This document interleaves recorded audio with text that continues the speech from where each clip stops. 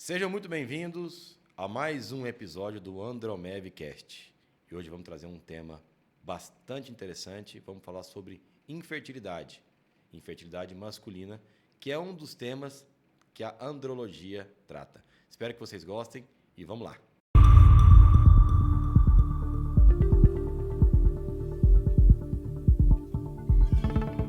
Então, pessoal, vejo todos os dias no consultório homens querendo avaliar a fertilidade, homens com dificuldade para ter filhos. E eu vim trazer aqui alguns comentários para a gente conversar sobre o que é fertilidade, quando você deve procurar o urologista, quando você deve fazer exames para avaliar a sua fertilidade. E o mais importante, a avaliação sempre deve ser do casal. Então, qual que é a definição de infertilidade? Quando eu falo infertilidade, sempre do casal. É quando o casal tem relações sexuais frequentes, sem uso de nenhum método contraceptivo, ou seja, nada que seja feito para evitar a gestação, com um período de pelo menos um ano.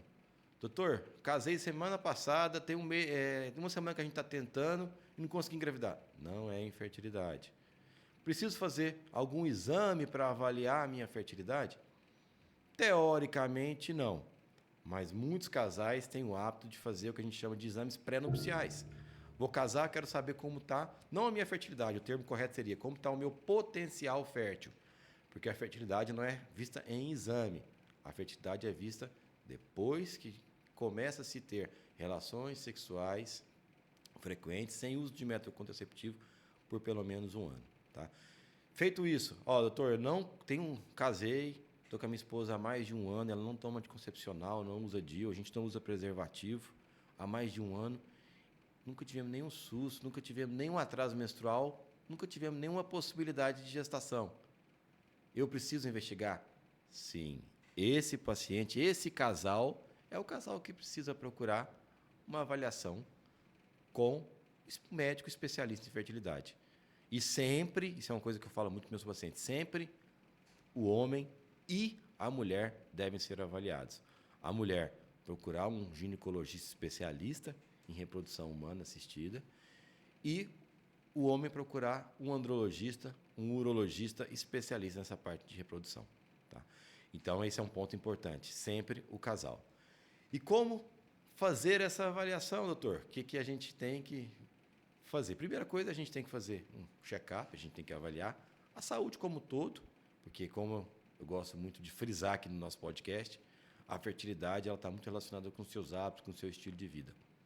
Segundo ponto é fazer uma avaliação hormonal do paciente, saber se a testosterona, os exames, o testículo dele está funcionando bem. Terceiro ponto e muito importante, fazer um exame chamado espermograma, que é o exame que vai avaliar o potencial fértil, vai olhar a quantidade e principalmente a quantidade do esperma daquele paciente. Doutor, eu tenho um espermograma normal, quer dizer que eu sou fértil? Não. Para saber se você é fértil, você tem que estar tentando, praticando, por pelo menos um ano. Engravidou? Aí sim eu posso te dizer, o casal, é um casal fértil. E por último, a gente pode também fazer alguns exames de imagem para saber se o homem tem alguma alteração que possa prejudicar a fertilidade dele. Qual é esse exame? O ultrassom da bolsa testicular com Doppler para a gente avaliar se tem alguma alteração do testículo. E que é a principal causa de infertilidade masculina é a varicocele, que é uma dilatação das veias que vão para o testículo. Isso altera a temperatura, aumenta o número de radicais livres testiculares e acaba impactando na fertilidade masculina. Então, nem todos os homens que têm alguma alteração da fertilidade têm varicocele, mas aqueles que têm alteração da fertilidade precisam ser avaliados quanto à varicocele. E vamos falar um pouco agora como prevenir a infertilidade masculina. É claro que tem causas que não são preveníveis, Alterações genéticas, alterações anatômicas como a varicocele, a ausência do ducto deferente, a genesia de vesícula seminal, são alterações genéticas, alterações anatômicas que isso não tem como a gente prevenir. Mas existem várias outras causas que a gente consegue atuar e prevenir e até melhorar a fertilidade. Quais são elas? A primeira é o cuidado com o uso da testosterona. Se você tem intenção em ter filhos, faça o uso da testosterona de forma orientada. Eu, às vezes, evite o uso da testosterona, porque ela vai alterar a sua fertilidade. E, às vezes, a maioria das vezes, a gente consegue reverter, sim, mas pode ser que, em alguns casos, a gente não consegue resolver de forma adequada e a recuperação da sua fertilidade. Então, cuidado com a testosterona, a reposição da testosterona. Segunda coisa são os seus hábitos, são o que você faz com o seu organismo, né? Então, a gente bate muito nisso aqui. O AndroMevCast, além da andrologia, fala muito sobre a medicina do estilo de vida. E os seus hábitos podem interferir de forma muito importante na sua qualidade e na sua quantidade espermática. Exemplo, o abuso da bebida alcoólica, o cigarro. Esses cigarros eletrônicos que as pessoas têm usado bastante, isso já tem estudos mostrando que atrapalham principalmente a qualidade do seu esperma. O abuso da cafeína, o sedentarismo, a alimentação inflamatória, né, que são alimentos que vão causar uma inflamação no seu corpo, também tem repercussão dentro da sua qualidade espermática. Então, resumindo, o que você deve evitar, se você está querendo melhorar a sua fertilidade, o uso da testosterona e melhorar os seus hábitos, com uma alimentação mais saudável, com menos alimentos inflamatórios. Exemplo, excesso de açúcar, excesso de farinha branca, excesso de alimentos multiprocessados, aqueles industrializados, excesso de derivados do leite, excesso de carne vermelha e uma alimentação com mais alimentos naturais, com mais gordura boa, que são as gorduras vegetais. Exemplo de gordura vegetal, abacate, sem açúcar, é claro, né? As castanhas, principalmente castanha do Pará, castanha do caju, que ela é muito rica em gordura boa. E o consumo de água adequado, pelo menos aí 3, 4 litros, se você é jovem, de água por dia. Isso tudo tem um impacto muito positivo na sua saúde e muito positivo na sua fertilidade. Além de controle do estresse, que eu sei que isso é difícil, né? A gente vai falar um pouco sobre isso em um outro episódio. Melhora do sono, porque a produção hormonal ela segue um ciclo circadiano, ou seja, noite e dia. Se você dorme mal, a sua produção hormonal vai estar alterada. Isso também é um fator que a gente pode prevenir e melhorar. Certo? Então, se você está preocupado com a sua fertilidade, fique atento aos seus hábitos e, se tiver dúvida, procure seu urologista, seu andrologista de confiança, que alguns casos a gente consegue reverter sem fazer procedimentos invasivos, sem fazer nada muito complexo. Às vezes fazendo algo, eu falo que fertilidade é ajuste fino. A gente faz alguma mudança de algum hábito, alguma coisa, e a gente consegue melhorar, consegue atingir o nosso objetivo, que é a gravidez. Como a gente diz muito no meio da reprodução, neném no colo. A gente quer neném no colo da mãe e do pai, e é isso que a gente está aqui para ajudar vocês.